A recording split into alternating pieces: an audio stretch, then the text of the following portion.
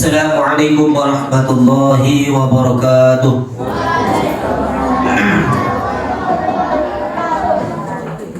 Alhamdulillahilladzi anzala ala 'abdihi al-kitaba wa lam yaj'al lahu 'iwaja. Asyhadu an la ilaha illallah wahdahu la syarika lah wa asyhadu anna Muhammadan 'abduhu wa rasuluhu la nabiyya ba'da. Allahumma shalli wa sallim wa barik ala sayyidina Muhammad wa ala alihi wa sahbihi ajma'in. Amma ba'du, ibadallahi taqullaha haqqa tuqatih wa la tamutunna illa wa antum muslimun. Qala Allah Ta'ala fil Qur'anil Karim, na'udzu billahi minasy syaithanir rajim. Bismillahirrahmanirrahim. Wa idza quri'al Qur'an fastami'u lahu wa ansitu la'allahum turhamun.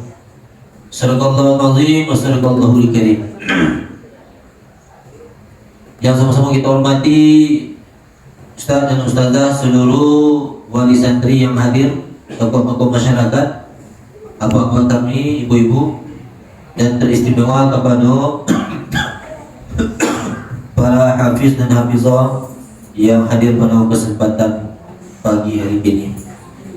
Mari kita bersyukur kepada Allah Subhanahu wa taala dengan ucapan alhamdulillahirabbil alamin. Segala pujiannya milik Allah Subhanahu wa taala yang telah memberi kekuatan kepada kita untuk bisa berubudiyah pada subuh hari ini. Kalau tidak ada diberi kekuatan oleh Allah Subhanahu wa taala, yaitu kekuatan iman, maka yang sakit bisa jauh terasa. Kalau tidak ada kekuatan iman dari Allah Subhanahu wa taala, yang ringan bisa jadi baring. Sedemui ringan apa baring? Ringan. Kalau tidak ada kekuatan iman, lihat kau bawa mangkit sedemui tadi, tidak akan mampu kita mangkit banyak, kita jujui kata banyak. Hadirin yang Subhanahu wa taala, bersyukur kita kepada Allah, alhamdulillah, dari digerakkan hati kita, badan yang kasago untuk melaksanakan subuh berjamaah. Salat subuh berjamaah fadilahnya sama melaksanakan salat sunnah sepanjang malam, tak berhenti-henti. Bola. Jadi alhamdulillah. Kemudian salawat beri salam, Allahumma shalli ala sayyidina Muhammad wa ala ali sayyidina Muhammad. Semoga Allah sampaikan salam kita kepada baginda Nabi besar Muhammad sallallahu alaihi wasallam.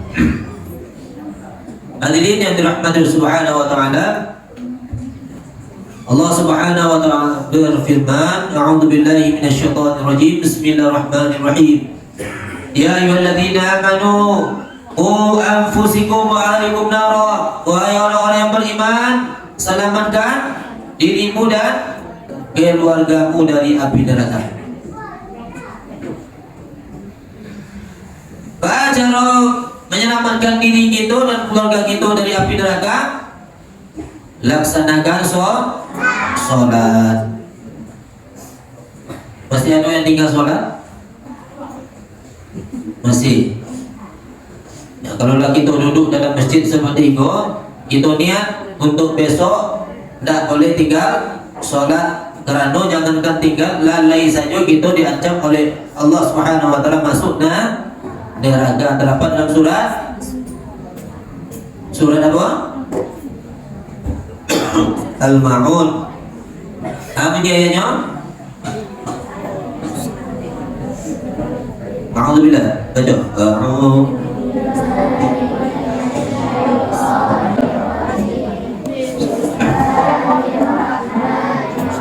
Yang semangat. Ara'aital ladzi yukadzibu bid-din.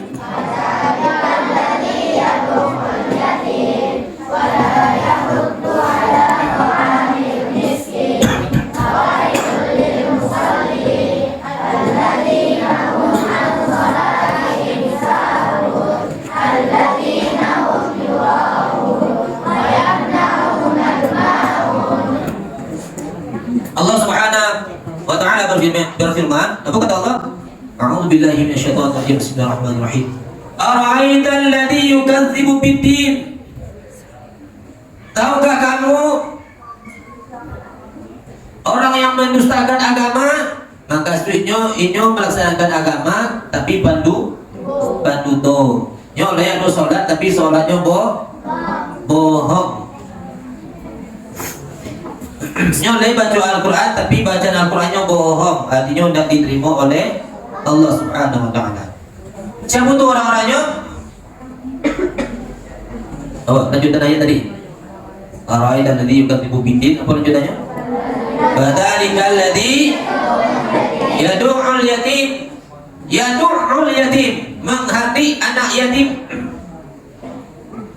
Nyo solat tapi nyo maksudnya menghati anak yatim, maka solatnya bohong, maka hafalan Al-Qurannya bohong, tak ada gunanya. Kemudian apa boleh? Sudah itu boleh. Wala yahuddu ala tu'amil miskin, dan tidak yahuddu mendorong tu'amil miskin, memberi makan orang miskin. Tidak ikuinya mendorong, bukan memberi makan, mendorong orang-orang yang mampu, orang-orang yang kaya untuk menyantuni fakir miskin.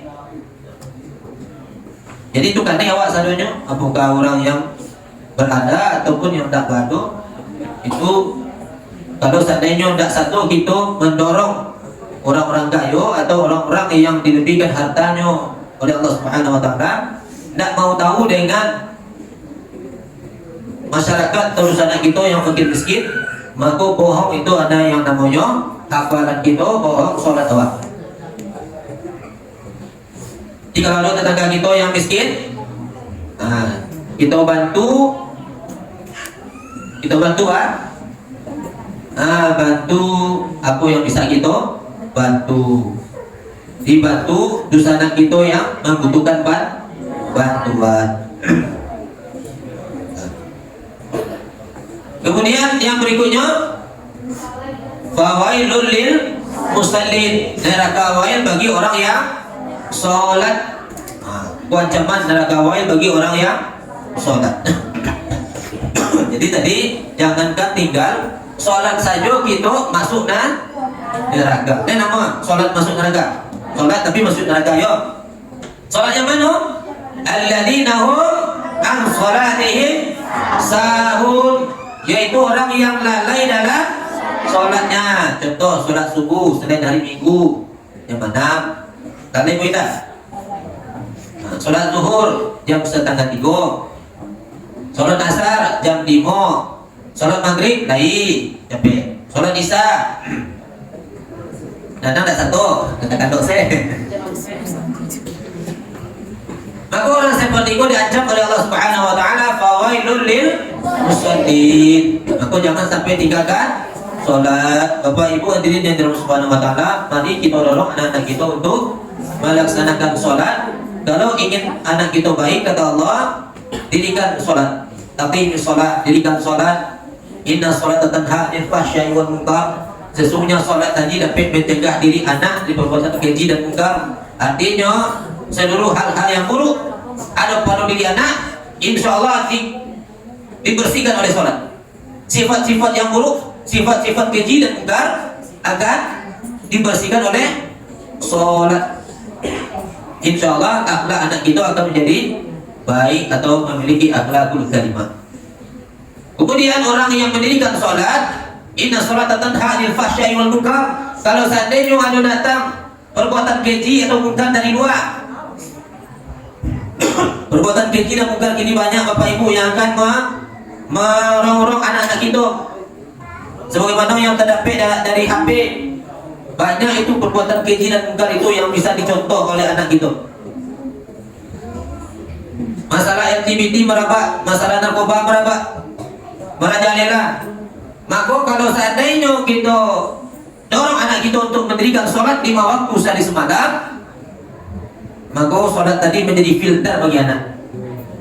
Sholat tadi bisa mencegah si anak untuk bisa tidak tawarus dengan perbuatan keji dan munkar baik dari HP maupun yang di lingkungannya. Tidak mungkin Bapak Ibu awasi lagi anak taruh di sekolah, lagi anaknya taruh bermain diawasi seperti itu, kan mungkin Bapak? Ya Bu, kan mungkin seperti itu. Cara mengawasi anak, dekatkan inyo kepada Allah dengan cara suruhnya melaksanakan sholat 5 waktu saya semalam. Jangan dianggap remeh, nyo baru ketek baru dak do baru soleh. Maka dak do beban untuk melaksanakan sholat. Jadi untuk melatih ketek teraja-raja, kadang tabaqo, lakai tawaidah, laka mati. Jadi perangai kalau seandainya dari ketek kok kita ajarkan tentang sholat, insyaallah mudah. Namun hadirin yang dirahmati Subhanahu wa taala, sholat tadi yo si anak tadi yo sifatnya imitasi bapak ibu. Sifat dari anak-anak kita imitasi, dan itu fitrahnya. Makasih imitasi apa Ustaz? Makasihnya sifatnya adalah meniru. Kullu mauludin yuladu ala fitrah. Setiap anak yang dilahirkan dilahirkan dalam keadaan fitrah, dalam keadaan suci. Mau Majusi, Yahudi, Nasrani atau Islamnya, mau jadi preman atau orang solehnya, mau penghafal Al-Quran atau mau jadi yang lain-lainnya, itu terletak di tangan kedua orang tuanya. Artinya orang tuanya harus menunjukkan sesuatu yang baik kepada si anak. Ya awak suruh anak kita sholat, namun awak masih lalai sholatnya. Tentu anak meniru. Maka bapak ibu hadirin yang dirahmati Subhanahu wa taala, jadikanlah ikut tampek sebagai ajang untuk memperbaiki diri kita satu keluarga. Apakah kita sebagai suami, apakah ibu sebagai istri atau seorang ibu, anak-anak kita, ya. Karena di rumah beko, kalau kita menasihati anak kita, tentu juga ganteng awak. Hatilah nyukuh kadang-kadang gitu. Ketika kita mengecek, nyoba lalu saya, karena awak orang kayaknya. Namun kalau seandainya orang lain yang mengajar, hanya akan lebih hormat biasanya. Maka bapak ibu hadirin yang Subhanahu wa taala, manfaatkan momen ini untuk memperbaiki diri kita dan anak-anak kita, mudah-mudahan menjadi anak-anak yang Qur'ani, sehingga mudah kita mendapatkan dalam keluarga kita keluarga yang sakinah, mawaddah, warahmah. Maka didikan sholat, satu keluarga harus didikan sholat. Kalau seandainya anaknya sholat, si ibu sholat, si bapak tidak sholat, maka si bapak tadi ku anfusakum wa alaikum nara, pelihara dirimu dan keluargamu dari api neraka. Berarti si bapak yang tidak sholat masuk neraka apa tidak? Masuk neraka. Itu. Artinya kalau seandainya orang yang kau tidak sholat masuk neraka, berarti dari dunia Allah membawa api neraka hidup di dalam rumah tangga. Artinya di dalam rumah tangga ada api neraka di dalam rumah. Kalau ada api dalam rumah kok, Pak, kira-kira situasi angin apa dingin? Angin kan? Nah itu panas jadinya. Tak harus kena bilang awak kanai bagi. Kenapa? Situasi rumah Pak. Jadi harus sholat yang 3 elemen kok. Yang pertama ibu, ayah, dan anak. Ikut sholat seluruhnya. Jangan sampai di rumah yang tadi ada yang tidak sholat, maka itu akan membuat situasi rumah kita menjadi panas. Kemudian alladzina hum yura'un, orang yang mendustakan agama itu adalah orang-orang yang sholatnya ria. Alladzina hum yura'un, lainnya sholat, lainnya menghafal itu karena pamoritas, karena ingin dipuji orang, karena ingin dianggap soleh, karena ingin dianggap hebat. Maka yang seperti itu, seluruh rangkaian ibadah yang dilakukan dusta alias yukadzibu biddin, bohong dalam mengamalkan agama. Wa yamna'un al-ma'un, yang lain membantu, lain menolong, tapi lain tak berguna di nilai barang yang tak berguna baru dia ke orang. Maka itu adalah pendusta dalam agama. Dan dia awak dah makan kan, dan dia awak dah baru dia nanya tak boleh dong ya. Kalau dah dia awak baru dia ke kawan. Dia kalau sebelum dimakan tu agak dulu kau dah kafi dia awak kau, dia tak kawan sekali dua awak, itu caranya ya.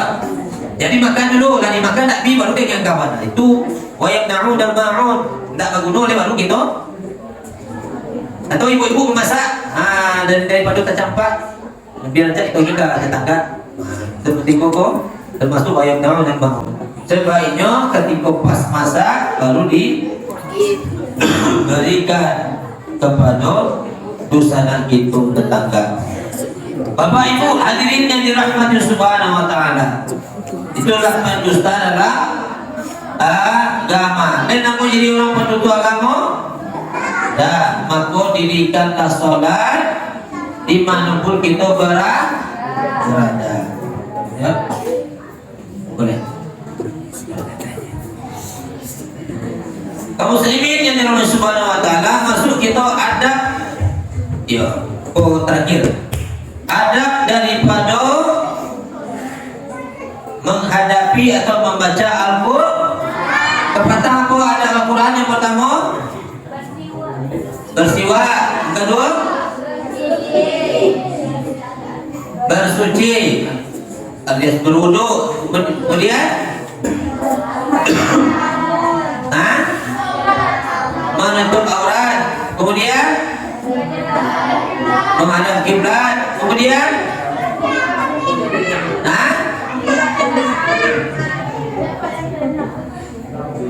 dibaca di tempat yang suci lagi bersih. Itu yang berikutnya tidak boleh dibaca di tape orang yang hirup pikuk, karena bacaan Al-Quran tidak do. Pokok kita baca Al-Quran, dulu orang lebih karai mauta daripada baca Al-Quran. Maka jangan dibacakan Al-Quran di situ. Bacaan Al-Quran harus lebih keras daripada suara-suara yang lain. Kemudian apa lagi? Apa? Membaca ta'awuz. Kemudian apa lagi? Membaca basmalah, bismillahirrahmanirrahim. Kemudian apa lagi? Apa lagi? Sampai situ betul nak? Ya. Berikutnya adab daripada membaca Al-Quran dalam surah Al-A'raf ayat 2 Allah Subhanahu wa taala berfirman, wa idza quri'al Qur'an, dan apabila dibacakan Al-Quran, fastami'u lahu, maka dengarkanlah padanya. Artinya kalau kita mendengar Al-Quran menyimak, tidak boleh menyamak. Menyamak dia tahu. Awak ada tapi keberadaan awak tu membuat saruk. Artinya tidak dibutuhkan keadaan awak, malahan sesuatu yang bermudarat terhadap Al-Quran. Contohnya, kawan baca Al-Quran, itu mau tahu tak? Itu tidak boleh. Orang baca Al-Quran, dan awak mencari menengok kiri kanan. Kalau orang baca Al-Quran, maka kita fokus pandangannya. Fastami'u, simak, dengarkan, itu adabnya. Ya. Jadi kalau kawan membaca Al-Quran, adab kita mendengarkan. Siapapun itu yang membaca Al-Quran, kita simak, kita dengar. Artinya kita tidak boleh berbicara. Kata Allah, wa ansitu, diam, tak boleh bicara. Dengarkan Al-Quran. Jangan sampai orang baca Al-Quran kita maka Al-Quran akan membuat kita menjadi sengsara karena tidak menghormati atau memuliakan Al-Quran. Al-Quran kau dapat memberi syafaat kepada kita dunia sampai akhirat. Siapa-siapa yang bisa memberi syafaat kepada kita? Yang pertama Allah Subhanahu, yang kedua Al-Quranul Karim, yang ketiga Nabi Muhammad Sallallahu Alaihi Wasallam, yang keempat yang keempat yang bisa memberi syafaat adalah orang-orang penghafal Al-Quran satu juz. Jikalau ada anak-anak kita yang hafal satu juz, Pak Ibu, maka anak-anak kita ketika meninggal keluar, makanya bisa memberi syafaat kepada 3 orang. Artinya bisa menyelamatkan orang lain supaya tidak masuk dalam neraka. Orang yang bisa diselamatkan adalah orang-orang yang sholat. Kalau tidak sholat bapak ibu tentu tidak bisa diselamatkan anak.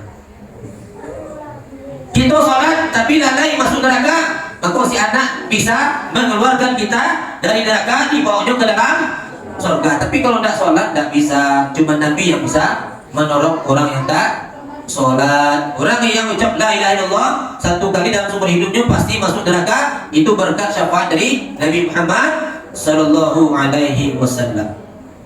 Masuk neraka dulu baru masuk surga atau langsung masuk surga? Masuk neraka dulu. Masuk neraka dulu atau langsung masuk surga? Masuk neraka dulu. Terasi ke neraka dulu. Ustaz aku dulu. Indah katalog di awal untuk menahan azab neraka. Dak katalog dong. Yo sapadi hidup orang jauh lebih padi hidup orang ketika sakratul maut saja. Sapadi hidup orang pas sakratul maut jauh lebih padi hidup di dalam kubur. Sapadi hidup dalam kubur jauh lebih padi hidup di padang mahsyar. Sapadi hidup di padang mahsyar jauh lebih padi ketika kita berada dalam neraka. Tak bisa dibayangkan bagiannya. Maka bahas begitu selamat sholat, jago hafalan dan membaca Al-Quran harus penuh dengan adab. Siapa orang yang mengamalkan adab-adab Al-Quran? Tunjuk tangan. Berapa orang? Kita. Satu, dua, tiga. Yang perempuannya, yang laki-laki? Ada 5, 6. Yang laki-laki tidak ada mempraktikkan adab Al-Quran. Kalau tidak kita praktekkan adab Al-Quran, maka Al-Quran pun tidak memuliakan awak, tidak akan memberi syafaat. Jadi Al-Quran hanya sekadar bunyi saja, suara saja. Siap untuk mengamalkan adab Al-Quran? Insya Allah ya, boleh dari kini adab Al-Quran diamalkan. Nah, baik laki-laki maupun perempuan. Sampai sekolah pertanyaan? Nah. Jadi tanpa adab Al-Quran tidak boleh berbicara ketika aku mendengarkan Al-Quran. Tidak boleh berbicara. Itu diam menyimak. Bisa? Bisa. Kalau ada kawan yang berbicara ketika baca Al-Quran, maka ingatkan tidak boleh berbicara. Siap? Alhamdulillah. Mungkin hanya itu yang dapat saya sampaikan pada pagi hari ini. Banyak maaf. Subhanallah wa bihamdika asyhadu an la ilaha illa anta astaghfiruka wa atubu ilaik. Assalamualaikum warahmatullahi wabarakatuh.